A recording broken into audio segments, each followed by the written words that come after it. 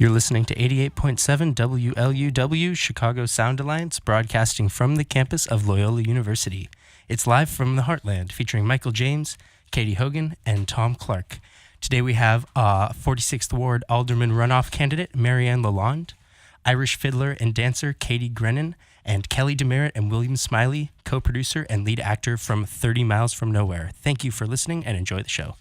Welcome back to Live from the Heartland. We're here every Saturday morning on WLUW 88.7 Chicago Sound Alliance, and at livefromtheheartland.org you can catch us. And we are now about to, I'm going to turn it over to our wonderful intern guy, Jake Levy. Engineer. He's the engineer, but he's also a producer now.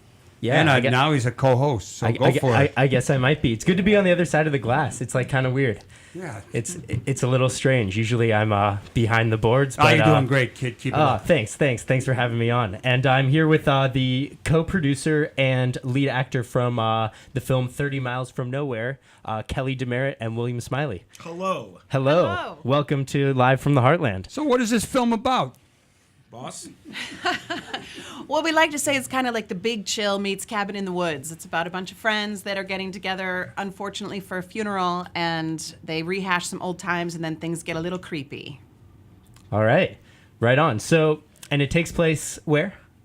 It takes place in Wisconsin.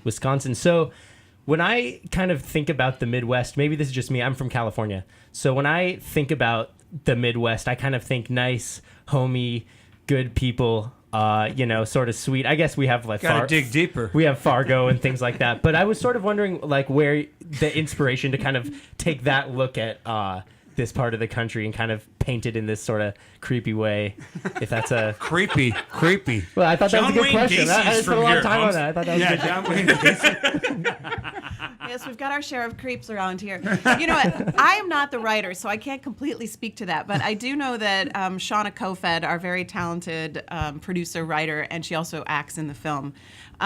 She's from here, but she's living in LA and has been for a long time. And she really wanted to come back and make a movie with some friends. So, and she also knew that horror is not necessarily her thing. It was easier to do on a low budget, potentially with better returns. So it was kind of, how can you write something creepy in one location? You know, when you say low budget, this is not Blair's Witch kind of a thing. I mean, True. This is a very high quality Hollywood production, and it sneaks up on you. And I probably shouldn't say much more than that. Yeah, it's hard to talk around a horror film, isn't it? Well- Because you don't want to give away any of the plot I points. tend not to watch them because it scare me. I understand. Well, that means they're doing their job. You might want to give this one a try. This one isn't your typical horror film. It's more of like a fun horror film than a slasher horror film, so it's not super gory, but it is creepy. There's something that I've noticed in horror films, especially amongst people who love them, is that there is an element of every horror movie that is a love letter to another horror movie. And this horror movie is a love letter to a number of different ones, and they do it really well. It's fun to watch. And it was really fun to watch. Caitlin Kohler is our director. She's from Australia. And she is sitting around talking with her between takes and stuff, and she got to talking about all the horror films that she loves, and she's just absolutely steeped in it. And I actually asked her to make a list of horror movies that I hadn't seen or that she thought was her favorite, and she produced like this tome, 50 Totally. different titles, and she's like, go check these out. When you're done with that, I'll be able to give you some more. Right, and there are things you haven't typically heard of. Like, you ask me, I'd be like, oh, Poltergeist and Halloween, but she's like deep cuts. So I think I would label this a suspense film rather than a horror film, because it's not slasher gore kind of stuff at all. It's a little more creeps up on you kind of. Yeah, some of the scares are more almost releases. Yeah, you know what I mean? And it's not Of the because tension. there's this big splash of stuff, and I don't want to say anything else, because there are certain plot elements as well as characters that aren't people that reappear a few times. That it's a good film. It's an entertaining film and great acting, even if it is TV actors that are playing some of the thanks. roles. Speaking of that, Shauna did a great job writing it. We were talking about it on set, and this is sort of this might be a little trite, but it reads like a play. It felt like a play when we were reading it. And then they sent the script, which was a first for me actually, was to have somebody send you a script and be like, "Hey, are you interested?" Well, sure, yeah.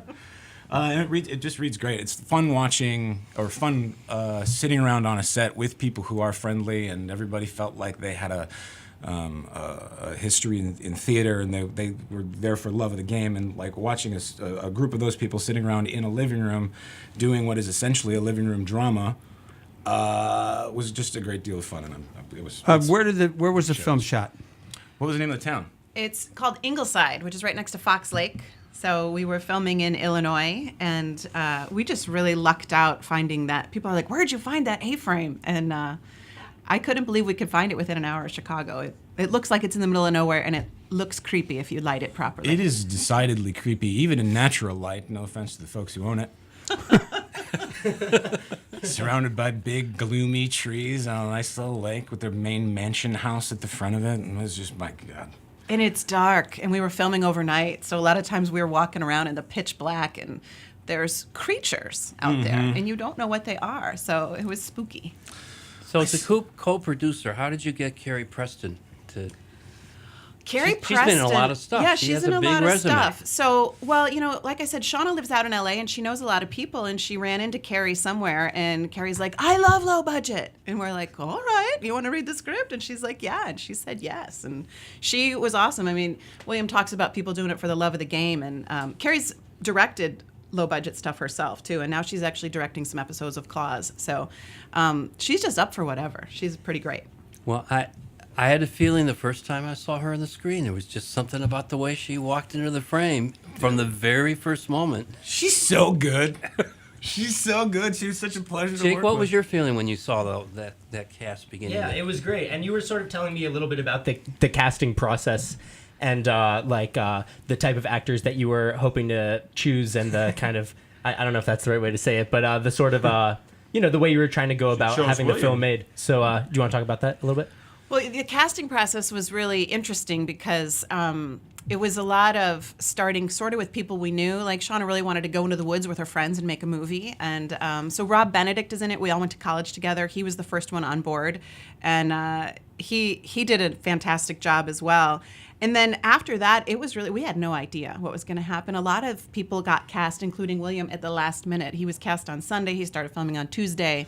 Our Jack, who's Pastel Pringle, was cast on Monday and started on Wednesday. So it was that sort of, how we ended up with what we got, I don't know, because it just felt crazy all the time, every day. Like, oh my gosh, are we going to get through this? And I'm just really proud of what we ended up with. And one thing I definitely noticed when watching the film was just how much fun it seemed like everyone was having, For sure. which made it in turn super fun to watch, I think. So you were kind of mentioning it was like almost like film camp. Oh God, yeah. Yeah, I mean, it was it's super. It was pretty punk rock. It was very DIY. There was a lot of they had a couple of houses rented and out in the woods for people to crash in, and I didn't get to visit the crew house until the last day. But I bet that was a party. It was clearly there were signs that folks got off work and continued to work. Let it loose. Well, and our dear friend Bob Kuhn, who owns Timberlane's Bowling Alley, he let us have that house. It was sort of an in-kind donation. I'm like, are you sure? Yeah. You want to let our crew crash there? He's like, yeah, just clean up afterwards. We're like, okay, thanks. That's Kelly Demaret, who's co-producer of 30 Miles from Nowhere, along with her lead actor star, William Smillie, who is otherwise known for some TV acting, like years past, Chicago Fire. Yeah, did some Chicago Fire. We were on a show called APB for a year there with Justin Kirk and Natalie Martinez. That was fun. And I'm wandering around not talking into microphones, so that's useful. I want to talk more about the movie, though. Let's get into it. There were parts of our evenings that would run pretty late. We started shooting most times like 4 or 5 o'clock at night because most of the shots were evening. So we would end up spending most of our night shooting and dodging acorns that were falling off of the trees and getting covered in blood. And then we would Mosquitoes. Mosquitoes, my God, the mosquitoes. But then we would return to the houses that they were kind enough to have us rent, and we would be able to sit back and chill out for a couple hours afterwards. And I remember I hadn't met Rob Benedict before, but I was sitting on the back porch with Rob Benedict, and over the days and over the weeks that we were doing it, I'm not joking when I said it became pretty pally, pretty friendly. And then, there was one night where Rob and I had stayed up pretty late, having a fine time observing the sun come up. And the next day, we arrived on set, and we had to have an argument. And neither of us really wanted to do it because we'd just be like, the night before, we were like, "You're like my best friend, man. You're the coolest." Anyway. So what were some of the biggest challenges that you guys had to overcome? Some of the interesting stories that can come around from working on a project like this?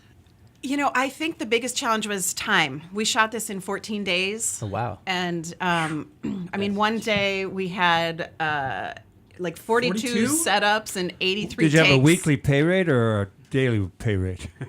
That's between me and the producer, sir. Yeah, those SAG-AFTRA contracts are SAG. confidential. That's all covered Resident by union SAG, law. dude. Yeah.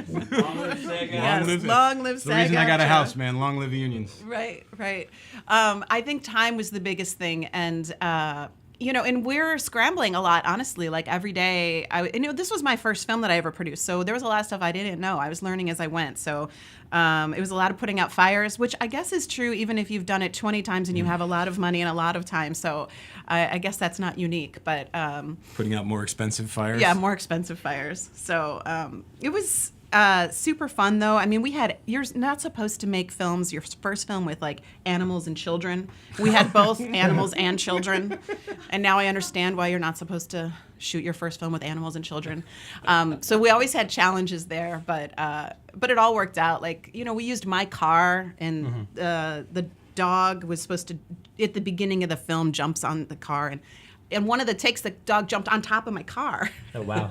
And there's still like paw marks from the dog on my car, and that's awesome. I love it. It's a souvenir. What do both of you have planned in the future? Anything going on that you want to share?